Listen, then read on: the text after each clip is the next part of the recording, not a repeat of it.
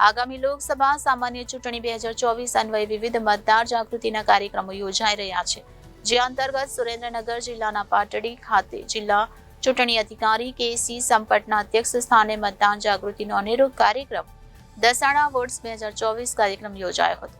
પાટડી સૂરજમલજી હાઈસ્કૂલના મેદાનમાં આકાશમાંથી દસાડા વોટ્સ 2024 વંચાય એ પ્રકારે માનવ સાંકળ રચવામાં આવી હતી, જેને ડ્રોન દ્વારા લેવાયેલા ફોટોગ્રાફ્સ નગરજનોમાં આકર્ષણ જગાડ્યું હતું. આ પ્રસંગે જિલ્લા ચૂંટણી અધિકારી કે.સી. સંપટે મતદાન જાગૃતિનો અનેરો કાર્યક્રમ દસાડા વોટ્સ 2024નું આયોજન કરવા બદલ જિલ્લા ચૂંટણી તંત્ર અને ટીમ પાટડીને અભિનંદન પાઠવ્યા હતા. વધુમાં તેમણે જણાવ્યું હતું કે આ વર્ષે યોજાનાર ચૂંટણીમાં લોકો દ્વારા વધુમાં વધુ મતદાન કરીને ચૂંટણી પર્વને ઉજવવામાં આવે, જેથી લોકશાહીના ચૂંટણી પર્વમાં લોકોની સહભાગિતા વધશે.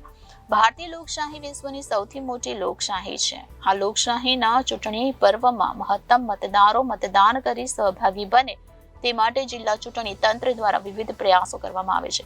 પાટડી ખાતે આજે યોજાયેલ દસાડા વોટ્સ 2024 કાર્યક્રમ મતદાન લોક જાગૃતિ કાર્યક્રમનું ઉત્કૃષ્ટ ઉદાહરણ છે, જેનાથી લોકો મતદાન જાગૃતિ અંગે પ્રેરિત થશે. ચૂંટણી તંત્ર દ્વારા કરવામાં આવતી વ્યવસ્થાઓ અંગે જાણકારી આપતા જિલ્લા ચૂંટણી અધિકારીએ જણાવ્યું હતું કે ચૂંટણી પંચ દ્વારા મતદારો માટે વિવિધ વ્યવસ્થાઓ કરવામાં આવે છે. વર્ષ 2022માં યોજાયેલ વિધાનસભા ચૂંટણીમાં 80 વર્ષથી વધુ વય ધરાવતા મતદારો ઘરે બેઠા મતદાન કરી શકે તે માટે ચૂંટણી તંત્ર દ્વારા વ્યવસ્થા કરવામાં આવી હતી. દિવ્યાંગ મતદારો, પોલીસ કર્મચારીઓ અને આર્મી જવાનો માટે પણ ચૂંટણી પંચ દ્વારા વિશેષ રૂપથી વ્યવસ્થાઓ ગોઠવવામાં આવે છે. આ પ્રસંગે જિલ્લા ચૂંટણી અધિકારીએ કહ્યું કે મતદાન હક અને ફરજ બંને છે. મતદાન કરવું એ હક પણ છે અને મતદાન કરવું એ ફરજ પણ છે. માટે આ મતદાનના અધિકારનો ઉપયોગ કરવા અને લોકશાહીને વધુ સશક્ત કરવા ઉપસ્થિત સૌને અનુરોધ કર્યો હતો.